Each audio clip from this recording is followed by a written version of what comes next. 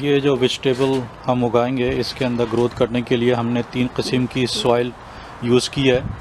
और पहली जो है वो पीट मोज़ है जो हमारे पास ये वाली है ग्रीन कलर की।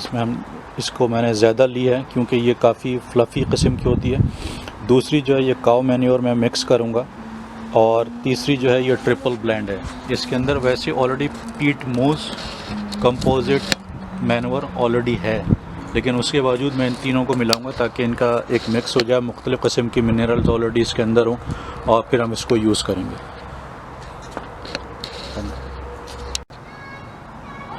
ये मैंने छोटा सा प्लांट का एरिया बनाया था जिसके अंदर हमने मिंट लगाया था और ये बहुत अच्छा मिंट चल रहा है, आप देखें। और मिंट के लिए जो है सॉइल प्रिपरेशन की बिल्कुल ज़रूरत नहीं होती। अगर आप गौर से देखें तो मैंने उस साइड के ऊपर जो है उसके लेफ़्ट साइड के ऊपर ग्रेवल पड़े हुए हैं और उसके अंदर भी पिछले साल का ये मिंट बहुत अच्छी तरीके से निकला है और पुदीना। तो अब मैं बिल्कुल इसके बराबर में मैंने एक और छोटा सा एरिया को तैयार किया है जिसके अंदर मैं धनिया लगाऊंगा। और धनिया के बीज लगाने के लिए मेरे पास ये धनिया के बीज है, ये धनिया के बीज जो हम इसमें डालते हैं यहाँ पे, और फिर उसके बाद देखेंगे कि क्या इसकी कंडीशन है। तो लास्ट टाइम हमने आपको दिखाया था जब हमने इसके अंदर छोटे से एरिया के अंदर धनिए के बीज डाले थे, तो तकरीबन 10 दिन के करीब हो चुके हैं और इसके अंदर से छोटे छोटे पौधे निकल आए हैं। और अगर इसके बाद मैं आपको दिखाऊंगा कि इसके अंदर कितनी ग्रोथ हुई है।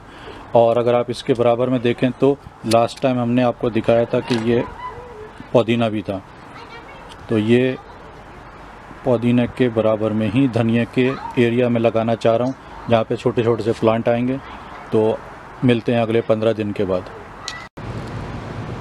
तो फ्रेंड, काफ़ी दिन हो चुके हैं और हमने इसके अंदर इस जगह के ऊपर धनिया के बीज वगैरह डाले थे और उसको कुछ दिनों के लिए छोड़ दिया था। इस वक्त जो इनका करंट स्टेटस नज़र आ रहा है वो पौधे तकरीबन अच्छे निकल चुके हैं, धनिया के पत्ते आ चुके हैं और इनको काटा भी जा सकता है। और थोड़ा सा वेट कर रहे हैं तो ये बड़ी तेज़ी से और निकलेंगे। उम्मीद है आपको मेरा प्रोसीजर और ये तरीक़ा पसंद आया होगा।